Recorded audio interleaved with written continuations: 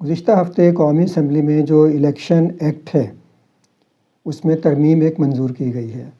اچھا، وہ ترمیم جو ہے وہ اس کا جو موضوع ہے ایک طرح سے وہ یہ ہے کہ ارکان پارلیمان اپنے اثاثے خفیہ رکھ سکیں گے۔ اچھا، اس کی بات کرتے ہیں، اس پہ تھوڑی سی ڈیٹیل۔ جو جنگ ہے 21 جنوری کا جنگ ہے، تو اس میں جو انہوں نے بتایا بھئی یہ ہے کہ قومی اسمبلی نے الیکشن ایکٹ ترمیمی بل کثرت رائے سے منظور کر لیا۔ ٹھیک ہے جی۔ اچھا، چیئرمین سینٹ اور قومی اسمبلی کے اسپیکر کو یہ اختیار دیا گیا ہے کہ اگر کوئی رکن گوشوارے شائع نہ کروانا چاہے، اپنے گوشوارے اور اپنی فیملی کے، یعنی وہی جو ڈکلریشن آف ایسٹس ہوتا ہے کہ اگر کوئی رکن اپنے گوشوارے شائع نہ کروانا چاہے تو وہ شائع نہ ہوں۔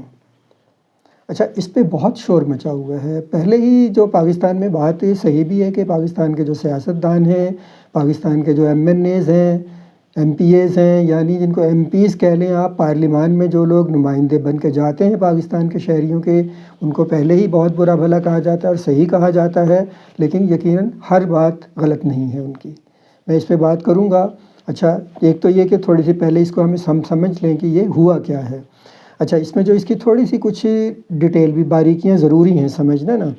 اچھا، اس کی میں ایک تو ہے کہ N A passes bill to keep lawmakers arrest secret for up to a year. 1 سال تک وہ اپنے اثاثوں کو، یا جو اثاثے گوشوارے ڈیکلریشن جمع کراتے ہیں ایسٹس کا، یہ اس کو 1 سال تک خفیہ رکھ سکتے ہیں، اس سے زیادہ نہیں یہ ہے۔ اور یہ دی ایکسپریس ٹریبیون میں یہ بتائی گئی تھی ڈیٹیل۔ اوپر جنگ میں سمپل سادہ سی خبر بتائی گئی ہے بس۔ اچھا، اس کی مزید جو ہے کہ پھر under the new law a law maker میں request that details of their own or their family's assets be kept secret if there is a credible threat to their safety۔ یعنی اگر ان کی سیفٹی کو، ان کی حفاظت کو، ان کے جان و مال کو کوئی کہیں سے کوئی خطرہ محسوس ہوتا ہے تو وہ اسپیکر کو، جو قومی اسمبلی ہے اس میں اسپیکر کو، اور جو سینٹ ہے اس میں چیئرمین کو، جو سینیٹرز ہیں وہ ریکویسٹ کر سکتے ہیں کہ بھئی ہمارے اثاثے ہم جمع کرا رہے ہیں، ایسٹس اپنے ڈکلیئر کر رہے ہیں، الیکشن کمیشن میں بھی جمع ہوتے ہیں نا یہ، لیکن ان کو شائع نہ کیا جائے، یعنی پبلک نہ کیا جائے ان کو نا، کیونکہ جب وہ الیکشن کمیشن کے پاس چلے جاتے تھے، جمع ہو جاتے تھے وہاں سے، تو وہ پبلک پراپرٹی بن جاتے تھے اور کوئی بھی انہیں وہاں سے لے سکتا تھا، اور الیکشن کمیشن انہیں ویب سائٹ پہ بھی دے دیتا تھا اپنی۔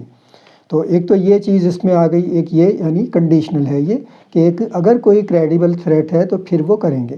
میں جو قانون منظور ہوا ہے نا، میں اس کی بات کر رہا ہوں، پریکٹیکلی کیا ہوتا ہے وہ علیحدہ بات ہے۔ اچھا، once such a request is approved by the N A speaker اور the senate chairman, the election commission will be bound to keep the information confidential for up to 1 year. مطلب کوئی جو سینیٹر ہے، کوئی قومی اسمبلی کا ممبر ہے، اگر ریکویسٹ کرتا ہے اسپیکر کو یا چیئرمین سینٹ کو، تو وہ الیکشن کمیشن کو بھیج دی جائے گی، اور پھر الیکشن کمیشن اسے زیادہ سے زیادہ 1 سال تک خفیہ رکھ سکے گا۔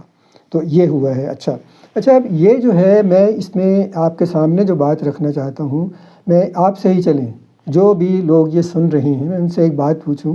اچھا بھی، آپ کی جو آمدنی ہے، فرض کریں آپ نوکری کرتے ہیں، آپ کو جو تنخواہ ملتی ہے، آپ اور دوسرے ذرائع سے کوئی محنت کرتے ہیں، کماتے ہیں، تو کیا آپ کو اپنی پوری آمدنی ہر ایک کو بتانی چاہیے، ڈکلیئر کر دینی چاہیے، پوری دنیا دیکھے اسے آ کے پبلک کر دینی چاہیے؟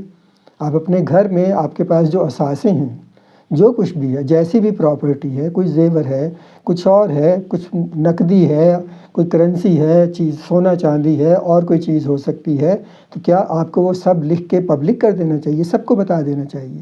یہ پرائیویسی ہے۔ یہ بہت ہی ذاتی قسم کی چیزیں ہوتی ہیں، پرائیویٹ قسم کی چیزیں ہوتی ہیں، نجی قسم کی چیزیں ہوتی ہیں، یہ دنیا کو بتانے کے لیے نہیں ہوتی ہیں۔ خطرہ ہو یا نہ ہو، تھریٹ ہو یا نہ ہو، کسی نے آپ کو دھمکی دی ہو نہ دی ہو، یہ پرائیویسی کا مسئلہ ہے، رازداری کا مسئلہ ہے، نجی رازداری کا مسئلہ ہے، لہٰذا نہیں کی جا سکتی ہیں۔ اچھا، میں اور بھی اس پہ میں ایک مثال آپ کے سامنے رکھوں گا، اور یہ 2013 میں جب نون لیگ کی حکومت بنی تھی، مرکز میں بنی تھی، اور صوبے میں پنجاب میں بھی بنی تھی ان کی حکومت، تو اس وقت جس کا میں ذکر کرتا ہوں کہ اسلام آباد میں ایک پرائم انسٹیٹیوٹ ہے، policy research institute of market economy, doctor Ali Salman اس کے ایگزیکٹو ڈائریکٹر ہیں۔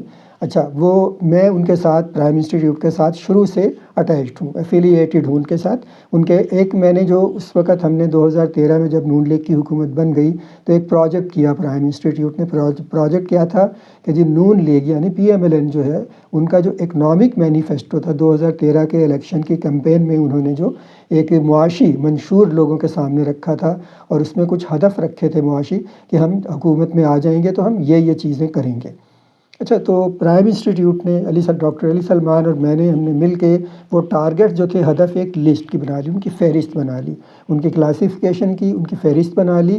اور ہم نے یہ پروجیکٹ شروع کیا کہ بھئی ہم جو 5 سال ہیں نون لیگ کے تو ہم اس میں ٹریس کریں گے کہ بھئی اس میں سے کون کون سے جو اکنامک ٹارگٹس نون لیگ نے جن کا وعدہ کیا تھا لوگوں سے، کون کون سے ٹارگٹس کتنا اچیو ہوئے. تو وہ ہم کرتے رہے. اور پھر سمجھیں کیونکہ 2018 میں الیکشن ہونے تھے تو وہ پھر سمجھیں ہم نے 2017 دسمبر میں وہ پروجیکٹ کنکلیوڈ کر دیا تھا. اور کنکلیوڈ اسے پہلے اس لیے کر دیا تھا کیونکہ اگر ہم فرض کریں ہم اسے 18 میں بھی جاری رکھتے تو ایک طرح سے اس میں یہ خطرہ تھا کہ ہو سکتا ہے ہم لوگوں کی اوپینین کو انفلوئنس کرنا چاہیں گے کہ بھئی نون لیگ نے کیا کیا کیا نہیں کیا. لیکن تو اس لیے بہرحال کیونکہ یہ فنڈنگ کے ساتھ ہوتے ہیں پروجیکٹ تو لہٰذا اس میں احتیاط برتنی پڑتی ہے.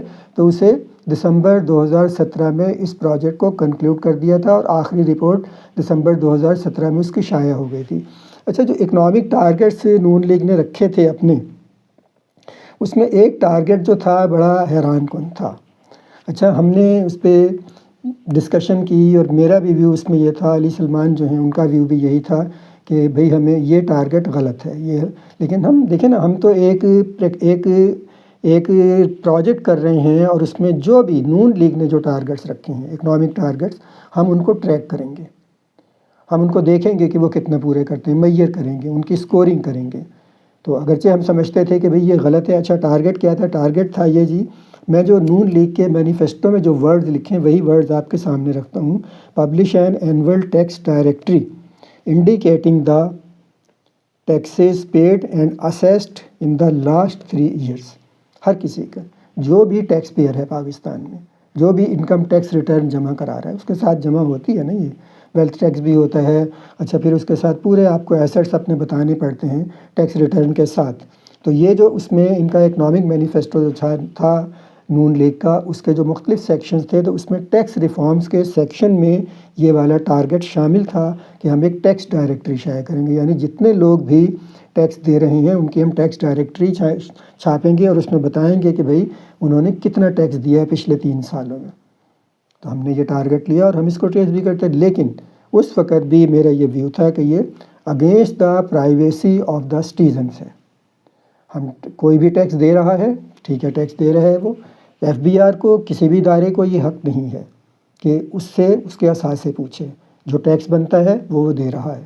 اچھا ہاں ایک چیز اس میں جو ہے جو ایشو سب سے بڑا اس سارے معاملے میں، سیاستدانوں کو بڑا برا بھلا کہا گیا، سینیٹرز کو جو قومی اسمبلی کے لوگ ہیں کہا جاتا ہے، بالکل بجا طور پر کہا جاتا ہے.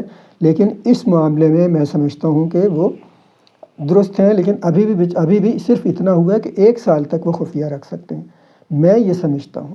اور یہ ایک میں اس کے لیے دلیل بھی آپ کے سامنے میں نے رکھی کیونکہ یہ پرائیویسی کا، رازداری کا، نجی رازداری کا معاملہ ہے.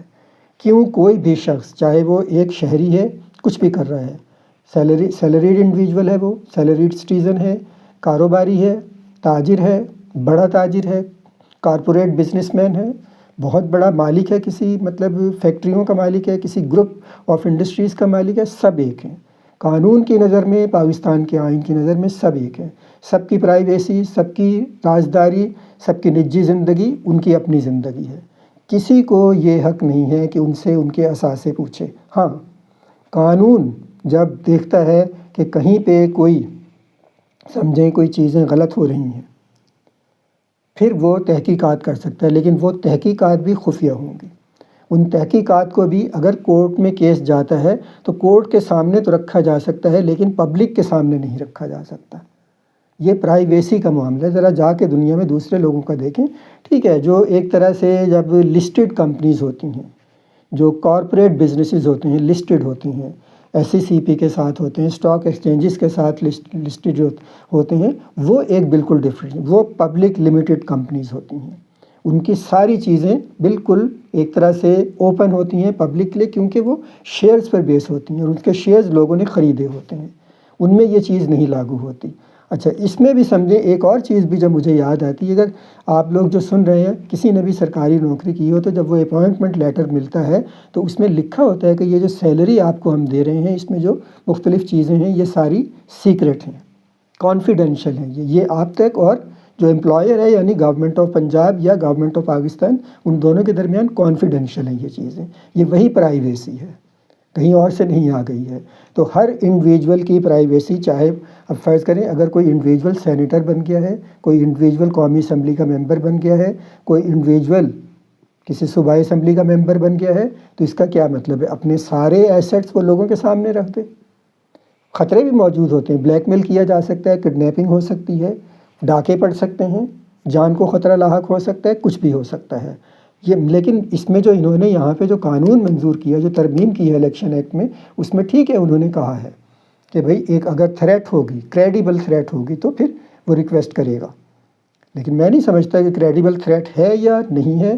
یہ ہر کسی کو، پاکستان کے ہر شہری کو حق ہے کہ وہ اپنی نجی زندگی کو، اپنی پرائیویٹ زندگی کو رازداری میں رکھیں۔ یہ اس کی زندگی ہے، یہ اس کی کمائی ہے، اس کی محنت ہے، چاہے وہ کمائی کم ہے چاہے وہ کمائی زیادہ ہے۔ تو یہ بہت ضروری ہے کہ لوگ اپنے جو ان کے مال و جائیداد ہے اس کو وہ لوگوں سے چھپا کے رکھیں، یہ بالکل ان کی، اگر کوئی کرنا چاہتا ہے ٹھیک ہے، وہ ایک علیحدہ بات ہے۔ دیکھیں نا، جب کاروبار جو ہیں پبلک ہو جاتے ہیں، لسٹڈ کمپنیز بن جاتی ہیں، کارپوریٹ بزنسز بن جاتے ہیں، SECP کے ساتھ رجسٹر ہو جاتے ہیں، اسٹاک ایکسچینجز پہ ان کے شیئرز جو ہیں وہ ان کی ٹریڈنگ ہوتی ہے، یہ ایک ڈیفرنٹ معاملہ ہو جاتا ہے، کیونکہ وہ سب لوگ اس میں حصے دار ہیں۔ لیکن اگر کوئی کسی کاروبار کا مالک ہے، اگر تو وہ فرض کریں ٹیکس ہے، تو وہ ٹیکس اتھارٹیز اور اس کے درمیان ہوگا معاملہ۔